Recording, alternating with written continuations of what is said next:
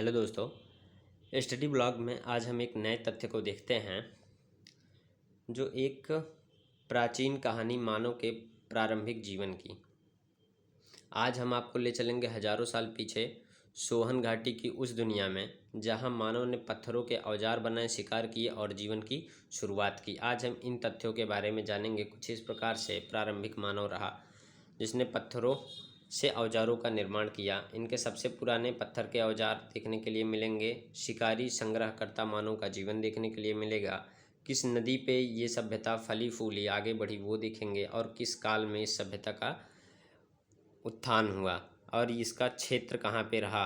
पंजाब क्षेत्र जो कि रहा वर्तमान पाकिस्तान में इस टाइम में, इसको अब हम पूर्ण अध्ययन करेंगे पूरी वीडियो में। जैसे मानव का प्रारंभिक जीवन, सामाजिक जीवन जो इनका रहा है, वो प्रारंभिक जीवन काल इनका रहा है कि मानव समूह में रहता था। उसका जीवन सहयोग, सुरक्षा, आपसी प्रेम और साझेदारी पर आधारित था। यानी ये सब लोग जितने हैं ये सब एक दूसरे पर निर्भर रहा करते थे, एक दूसरे की मदद किया करते थे और उनके साथ में मिलकर ही जीवन यापन किया करते थे। साथ में रहने से इनके लिए काफ़ी मदद होती थी, जो कि आगे हम देखेंगे कि समूह में रहने पर प्रारंभिक मानव छोटे छोटे समूह, झुंड बनाकर रहते थे। इससे क्या होता था, सुरक्षा, भोजन, कार्य और सहयोग मिलता था। सहयोग की भावना इनके अंदर तो थी ही, जो कि भोजन की खोज, शिकार, औजार बनाना, बच्चों की देखभाल आदि कार्य मिलकर किए जाते थे। सभी सदस्य एक दूसरे की मदद करते थे। सुरक्षा की भावना इनके अंदर थी। समूह में रहने से ये जंगली जानवर और प्राकृतिक आपदाओं से भी बच पाते थे। और परिवार की जो इनकी व्यवस्थाएं थी, जो कि परिवार की व्यवस्था थी, समूह में पति पत्नी और बच्चों का एक छोटा परिवार बनता था।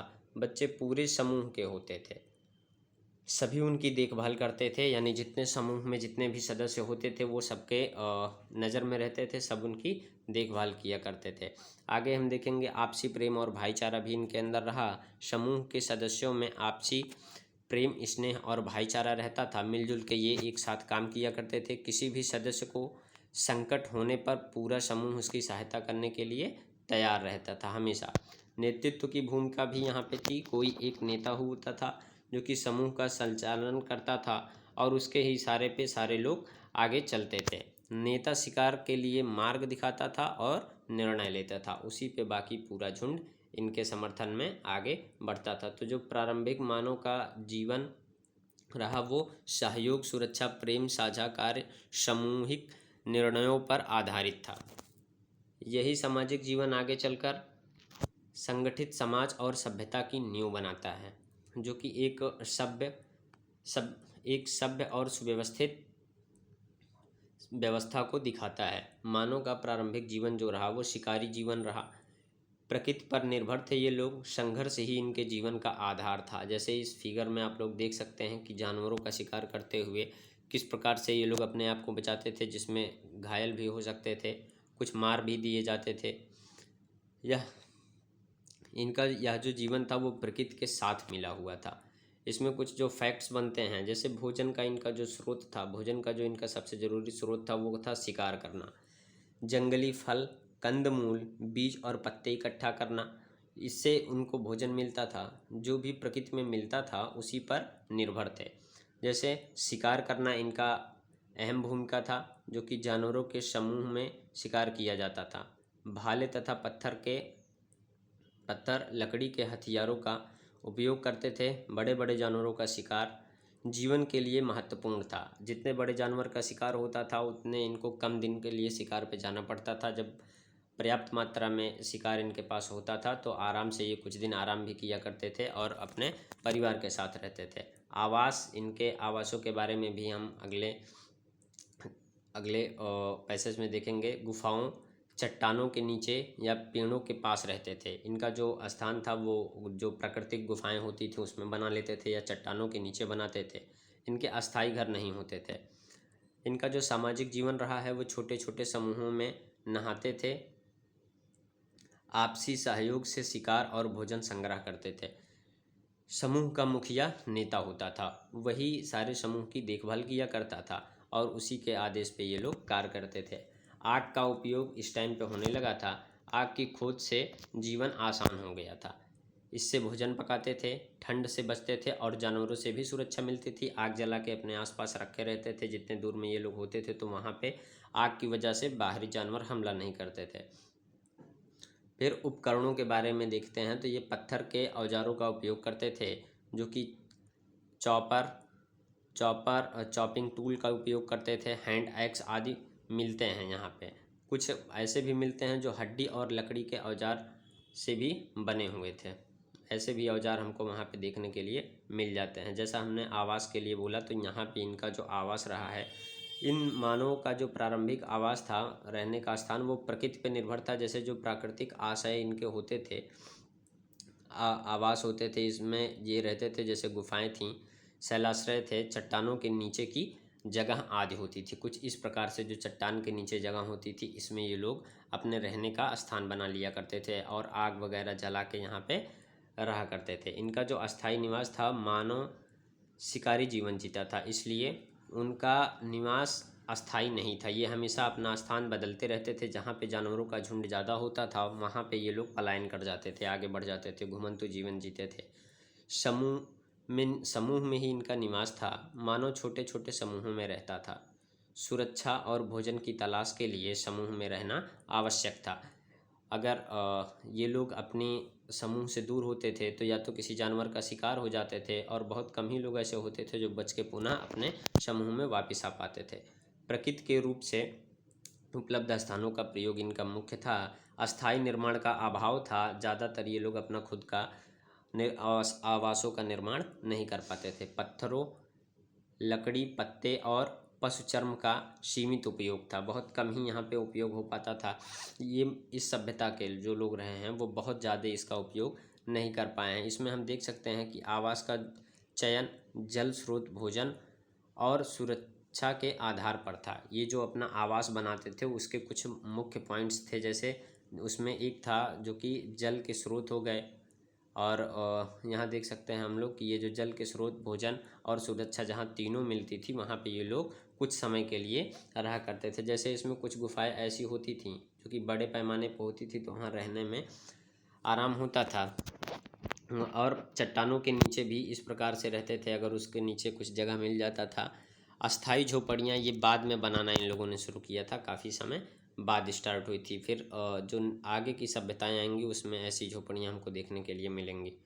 सोहन घाटी, ये जो सोहन वैली रही है, इसके उपक्रम में अगर हम देखते हैं तो इनकी आर्थिक क्रियाएं, जो कि किस प्रकार से ये लोग काम किया करते थे। जैसे यहाँ पे हम देख सकते हैं कि ये सब आपस में मिलकर किस प्रकार से इनकी आर्थिक क्रियाएं चली हैं। कुछ लोग यहाँ पे शायद जानवरों का खाल निकाल रहे हैं, कुछ पत्थरों के औजार बना रहे हैं, कुछ शिकार कर रहे हैं। तो इनकी जो क्रियाएं हैं इसको हम लोग जानेंगे। जैसे शिकार करना, तो शिकार इनका प्रमुख था। सोहन घाटी के लोग मुख्य रूप से शिकार करके अपने भोजन प्राप्त करते थे। किस जानवरों का शिकार ये लोग किया करते थे ज़्यादा, तो इसमें हमको देखने के लिए मिलता है वो हिरण, जंगली बैल, खरगोश, जंगली सुअर आदि जानवरों का शिकार ज़्यादातर किया करते थे। फिर आगे हम लोग देखते हैं इसमें, और मछली पकड़ना भी इनके शिकार में और दूसरे नंबर पर ऐसा हम मान सकते हैं ज़्यादा इन लोगों को पसंद था। सोहन नदी और उसकी सहायक नदियों से ये लोग मछलियाँ पकड़ते थे। मछली इनके भोजन का महत्वपूर्ण स्रोत थी। मछलियाँ महत्वपूर्ण स्रोत थी। फल, कंदमूल और जंगली अनाज एकत्र करना भी इनका भोजन के लिए ज़रूरी था। ये लोग जंगलों में नदी किनारे फल, जामुन, कंदमूल, गोंद, शहद और जंगली अनाज इकट्ठा करते थे। यह इनके भोजन का एक बड़ा हिस्सा था, जो कि इनको आसानी से मिल जाया करता था शिकार की अपेक्षा। पत्थरों के औजार बनाना, ये लोग कंकड़ पत्थरों को तोड़कर, घिसकर अपने औजार का निर्माण करते थे। इन औजारों का उपयोग शिकार, मांस काटने, खाल उतारने और लकड़ी काटने के लिए किया जाता था। जैसे इस फिगर में हम लोग देख सकते हैं कि किस प्रकार से उसका उपयोग करके यहाँ जानवर की खाल निकाली जा रही है, और कुछ यहाँ पे देखिए निर्माण किया जा रहा है।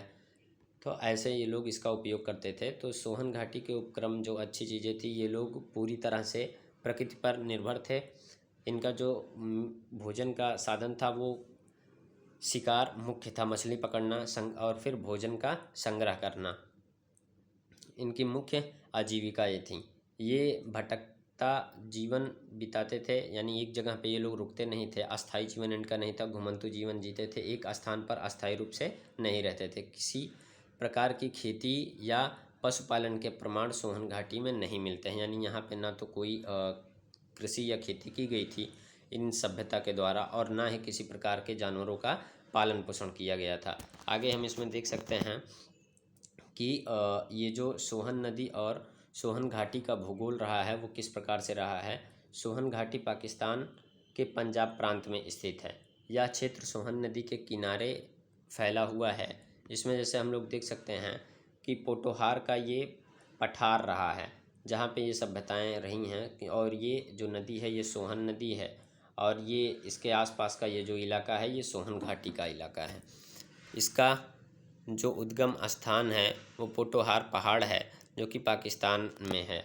यह दक्षिण पश्चिमी से उत्तर पूर्व दिशा में बहती है। ये नदी जो बहती है ये दक्षिण पूर्व दिशा से उत्तर पूर्व दिशा में बहती है। यह झेलम नदी की सहायक नदी है। अगर इसकी जो सहायक नदी है वो झेलम है। एक वर्ष के समय में जल से भरपूर हो जाती है। यह वर्षा जब आती है तो ये ऐसा माना जाता है कि वर्षा के उस क्रम में ये एकदम पूरा भर जाती है, अपने जल स्तर के एकदम पूर्ण स्रोत पे हो जाती है। और गर्मियों में जल की मात्रा जो होती है वो कम हो जाती है। धीरे धीरे इसका यहाँ पे देख सकते हैं जल का स्तर काफ़ी कम हो गया है, काफ़ी छोटे किनारों में ये सीमित हो गई है। इसके जो किनारे रहे हैं वो प्रागैतिहासिक मानव का निवास रहा है, यानी ये जो किनारे हैं इस किनारों पे ज़्यादातर प्रागैतिहासिक मानव रहता था, और यहाँ पे ही जो पोटोहार का जो पठार था वहाँ पे इनका आश्रय बन जाया करता था, वहाँ पे ये लोग रहते थे। जैसे इस मैप में भी हम लोग देख सकते हैं कि ये पाकिस्तान के हिस्से में जो झेलम नदी बह रही है, सोहन नदी, झेलम नदी जो सोहन नदी की सहायक नदी है, वहाँ पे ये सभ्यताएं पली बढ़ी, आगे चली। फिर हम देखते हैं कि सोहन घाटी का जो भूगोल रहा है, सोहन घाटी नदी के किनारे उत्तर पश्चिमी पाकिस्तान में स्थित है। इसके चारों ओर पोटोहार का पठार और पहाड़ियाँ हैं। घाटी की जो मिट्टी है वो हल्की दामोदर, दोमट व कंकरीली है। नदी के किनारे कंकड़ पत्थर, बजरी और चिकनी मिट्टी पाई जाती है। क्षेत्र में झाड़ियाँ, वनस्पतियाँ और जंगली जीव प्रचुर मात्रा में पाए जाते थे। यहाँ पे क्या था कि जो जलवायु यहाँ की थी वो अर्ध शुष्क थी। यहाँ पे अर्ध शुष्क जलवायु पाई जाती थी। गर्मियाँ गर्म और सर्दियाँ हल्की ठंडी होती थी यहाँ की। फिर आगे कुछ फैक्ट्स में हम लोग देख लेते हैं कि हमने जितना इस वीडियो में देखा तो क्या क्या समझा, उसका एक शॉर्ट फैक्ट है ये, जो सोहन घाटी में हम देखें कि इनके जो महत्वपूर्ण तथ्य रहे हैं।